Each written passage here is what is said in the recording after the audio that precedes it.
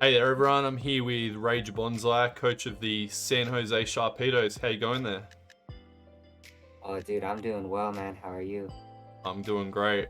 Alright, I'm Harry, coach of the Cerulean City Mewtwo, and today we're going through our week 1 highlights of the YouTube Challengers League. So let's get straight into it. So what we're going to be doing, we're going to go through Tech of the Week, MVP of the Week, Coach of the Week, and then we're going to finish up with our match of the week.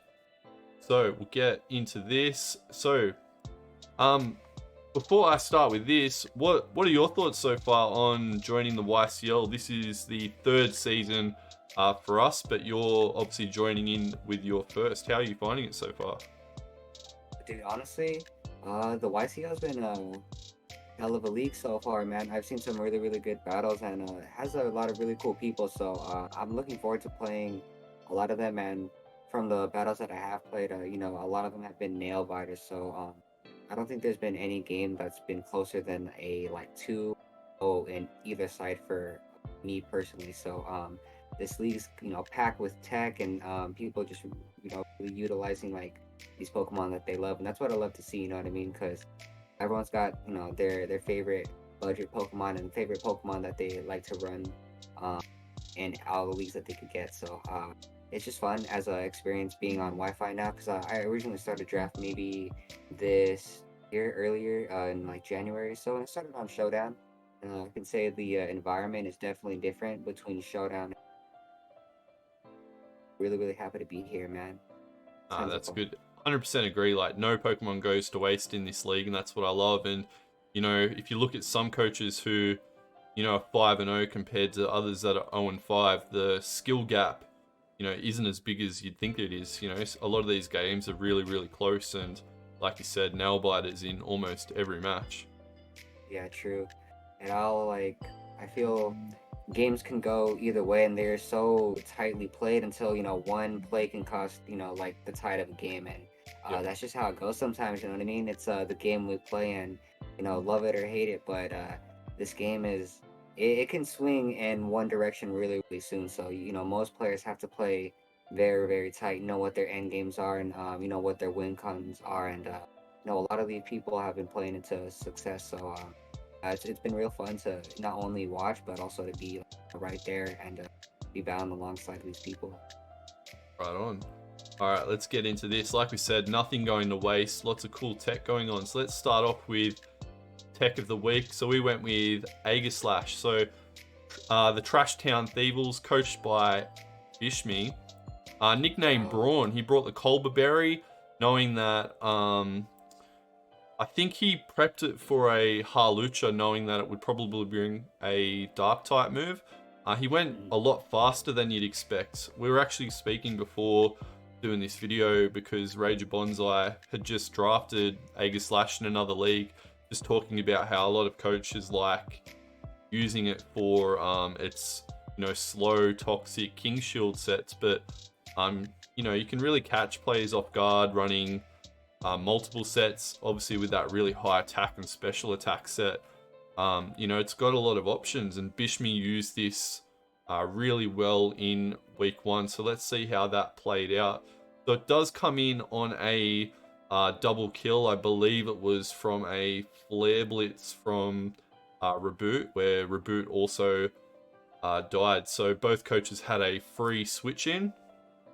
Braum comes out in against the Harlucha, which was really interesting because Harlucha's got the unburdened Grassy Seed, but in against the Aegislash, I think Panic kind of set in. You can see a fair bit of thinking time here about what's going to happen, and Harlucha ends up switching out, but as you'll see, the set kind of it just plays out so well. It just puts so much pressure on just by being faster than expected. Vikavolt comes in expecting the King's Shield on the Harlucha, gets a nice hit off.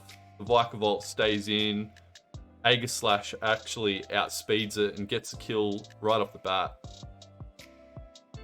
Yeah, that's pretty solid. Usually when you suspect King Shield, and that's always going to be the 50-50 because, until you get to reveal the other three moves, it's hard to say what Age Slash is going to want to do. But King Shield, that's the move you're going to be playing around. And, Bishmi thinking ahead of the game, just, that he could go on the offense and not really get called into the King Shield, letting him get a free switch. So that was really, really well played. And knocking out the Vikavolt and Halucha, that's pretty big just because, they provide so much utility to the team, and Yeah. switching out on the Grassy Seed, because you're not going to really be able to get that unburdened again, and you won't really be able to capitalize on, being at that +1 defense.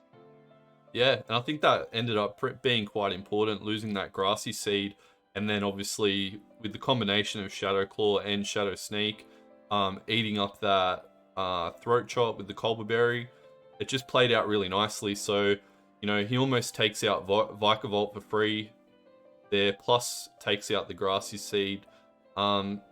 Just kind of picked Scoot's team apart here.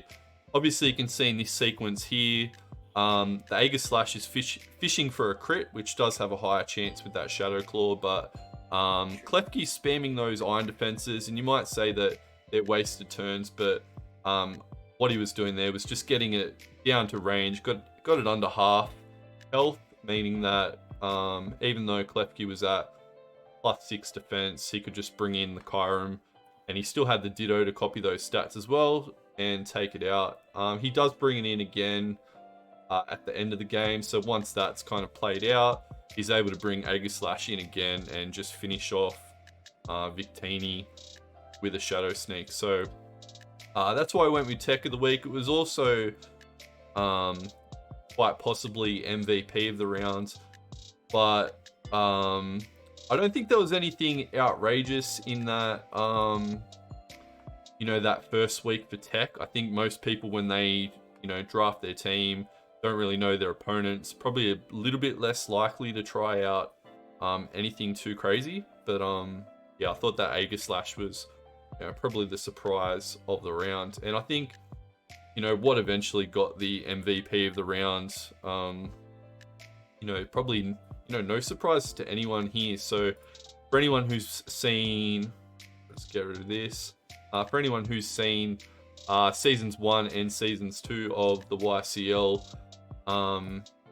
you'd be very well aware of what Sally Mumble can do with Mammothswine. Like, Mammothswine is a threat on its own, but when you put it in the hands of the Austin Tauros, coached by Sally Mumble, it's just like ultra threatening. So Sally Mumble brought a set with Assault Vest, nicknamed Golding, went for Thick Fat. He did go for Max Speed Jolly, which was, I believe, to make sure he outsped Blaziken, and there was something else as well. But just with that mix of moves, high horsepower instead of Earthquake, because his opponent Sven he's got Rillaboom. So Austin Tauros has Rillaboom, so making sure he doesn't lose damage off that. Double ice, priority, knockoff. It just played out so well. He brings it in against a weakened Latias. He does get poisoned from the Toxic Spikes. He gets his first kill just by going for Ice Shard. For anyone who's played against Sven, Sven's pretty happy to sack big mons if he feels they don't pose a threat anymore. And I think nothing wants to switch in against Mammothswine. Oh, true that. It's probably something that, so many times I find I draft a roster and I'm there thinking, wow, this team just gets destroyed by Mammothswine. Yeah, Mammothswine's a hell of a mon, and most of the time you just see it go super HO, and most of the time you might see Stealth Rocks plus Focus Sash, and sometimes that's all you need, you know what I mean? Because it can just rip through things since it has that +1 and Ice Shard, and it being stabbed, it hits like a truck, dude. Yep. So Mammothswine, most of the time I see it going in the early to mid rounds, maybe I'd say 3 to 5, but once the ground types are starting to be scarce, I think Mamoswine is one of those ones that, just checks off in a lot of people's list if, they want a strong offensive ground type because Ice as well, probably one of like the top five offensive typings in the game, if you ask me. Yeah. I think these two turns right here, like being able to KO, basically full Yeah. health Tyranitar and Blaziken in back-to-back turns is what made it the MVP for me this round. Like they're two, massively threatening Pokemon, including the Latias that he took out when it came out the first time.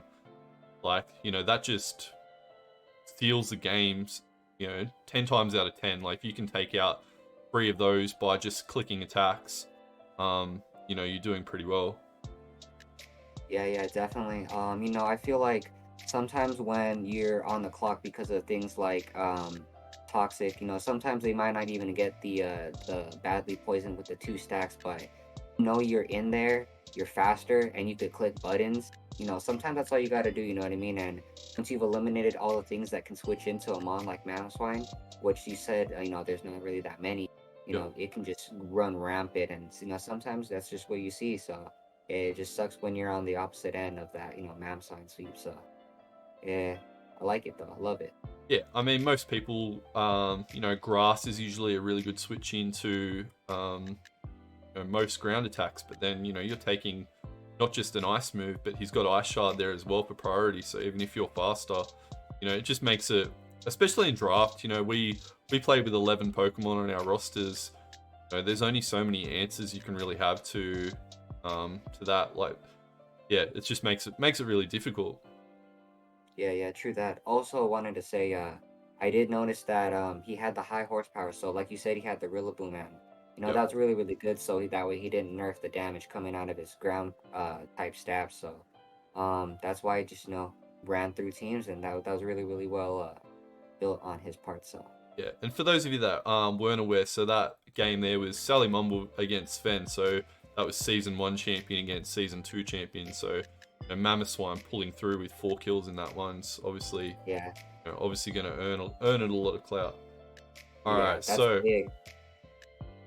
all right, next up we've got Coach of the Round. So this was a big one to pick, and it was a tricky one. We went with Arts from the Rustboro City Rejects. So Yeah, he was playing against Danger Dave in the San Antonio Snorlax. He brought Rotom Frost, Type Null, Dragonite, Marowak, Cresselia, and Incineroar. So this was actually a pretty entertaining video as well. I find Arts' videos just extremely entertaining, not just from a Pokemon point of view, but he's quite, he's quite funny as well. He wanted to prove a point that Cresselia was more useful than the analysts gave it credit for. So these were the sets that he went in with. So the one that sticks out, and he spent a lot of time in his pre-game analysis focusing on, was the Cresselia with Safeguard, Moonlight, Calm Mind, and Psyshock. As you'll see in a moment, the way he used that and the way he maneuvered his team around to make sure that he guaranteed himself the win was just, just quite fantastic. yeah, What, yeah. yeah, what I really like about that is, when I'm up against Cresselia, I look at that and go, all right, there's, a couple of ways around it, but if you don't have anything that really threatens it, what are you going to go for? You're going to go for Toxic, right? You're going to try and wear it down. So he brings Safeguard on that. He knows he's faster than, things like Chansey that are noted Toxic users. So, by using that to his advantage, he's just able to set up and set up and set up. And, as you'll see that play out, which I'll bring up now, it just forces some really, really tricky situations. So he also ran the Keyberry, so hard switches into Landorus, and this is where, the game's sort of in the balance. It's still early on here, but he's fishing here for, that Keyberry to get activated while he goes for a Calm Mind. Does here. does next to no damage. I think he was max HP, max defense. And of course, into Chansey. Yep. You would figure Chansey would be able to stall it out, being a special wall with EV Light, and I feel like that was a really smart play on Arts' part to bring Safeguard. Knowing what you're faster than is a really big part in draft. You know what I mean? Because a lot of the time when you control of the speed with just naturally not needing forms of speed control as like Tailwind or Choice Scarf and stuff like that, you get to play the game that you want to play. You know what I mean? You play a less reactive game and more proactive, and just him being able to set the pace and know that he's free to set up and not worry about toxic chip. That's pretty solid. And I'm a big fan of Cresselia. A lot of people like to hate on it because they feel like it's very passive, but I'm a big Gen 4. Cresselia's just got like a special place in my heart. Yeah, I like it as well. It's something that I've used in OU a little bit on ladder, and don't believe I've drafted it yet, but it's definitely something that's been on my mind quite a few times. I think when I traded for Milotic last season to get a little bit more bulk, but I was tossing up between that and Cresselia. I think Cresselia being able to run physical and special, something that makes it really special. It's got Levitate for the immunity. But yeah, so what he does here after the defense boost, special, the Carmine boost, Safeguard, he eventually gets himself to +6, which means that he's able to take out Chansey. Now, I think that Danger Dave maybe could have played this a little bit better by bringing out the Slowking earlier. Eventually, I mean, this played out for ages. In the video from Art's side, he actually skipped through all this, but Cresselia and Slowking just sat in front of each other for ages. So Art had time to think. And this is what kind of won him the award for me for Coach of the Week, is that he readjusted based on the way that he can see Danger Dave playing. So what he does, he goes, right, I need to get Slowking down to half health because I know that he'll go for a slack off, and then I can make a switch for free. Because Marowak can't come in for free regularly on Slowking. It doesn't want to take a scold. So here you go, slack off. Marowak comes in for free because he doesn't want to take a knockoff. And the whole idea behind that, as he explained, was he needed to create a situation where he could toxic the Slowking, which meant that Slowking couldn't stall out the Cresselia. Yeah, true that. Love Marowak as Pokemon too. Yeah, absolutely. And here's what Yeah. you see here. So I think he gets rocks up and then uses Raw. Luckily for him, it does go into the Slowking. Slowking decides to stay in. Like, Slowking doesn't really have a bad matchup against Type Null, but it gets the Toxic off. And that's just like a game plan pulling through. He removes Chansey next. What do I need to do? I need to get rid of Slowking. He gets a Toxic, so even though it teleports out, Cresselia is just able to come in later, sit in front of a Scald from Slowking, which I think Slowking might have even run out of slack-offs by then, and then just dies to the Toxic. Yeah, games get to be really grindy, man. And one thing I also want to know, building on Arts is Bill, just because when you go through your opponent's roster for a week and Pokemon that can considerably shine, just knowing that if your opponent doesn't have a type, that's pretty exploitable. So if you have a strong psychic type that can set up like that, that's like just calling for Cresselia to do that. You know what I mean? So that was a really good game. It gets grindy, but that's how it be sometimes. At least we're not playing in, was it pre-Gen 6, right, where Sandstorm permanent. You know what I mean? So Yeah. it's definitely gone a lot more like bulky offense, hyper offensive, like generation after generation. But sometimes classic style. It wins games, and sometimes if you can't beat it, it's a tough strategy, especially when you're not prepped for it. You know what I mean? Yeah. Yeah, I think yeah, like you said, going from generation to generation, like I'm finding myself, I think I made a bit of a name for myself in Gen 7 running hyper offense, but the game's just so different now. Like you don't have those Z moves, you don't have megas, bulky Pokemon kind of taking over, like those really high defensive stats. And you see it on ladder, like if you go play OU, it's not as offensive as it used to be. Having heavy duty boots now, um, even makes that more so. Your defogger can run heavy duty boots, so it's harder to, chip it down consistently. So yeah, the game is definitely changing. You can't criticize people for running those tactics, because if you don't run it, your team gets worn down, and then you don't get to see your own offense anyway. Yeah, yeah. Sustainability is very much key, and sometimes once you ran out their options, from there it's just a numbers game. Can style person. Yeah, I agree. All right, last but not least, get into match of the week. Now, there were a lot of options for match of the week. Like round one definitely had a lot of highlights, but we did go with your match this week. So went with the Battlefield Torracats, coached by TDZero, and your San Jose Sharpedos. Now, I don't want to spoil this match. I want you to go and check it out. So we will leave a link to this in the description. Go check out both sides, because it is good to go and check out how both coaches are approaching those critical moments. Like I know from watching your end, you were quite tense in that one. Like it was going your way, it was going against you. There was some big roles that mattered, and that's what you want to see. If you can go back and go, if this one went this way, if this one went that way, the result could have gone a different way, and that's what makes a good game. Definitely. All right. Yeah. All right, thanks for joining us for this week, Ragerbonsai. I really appreciate it.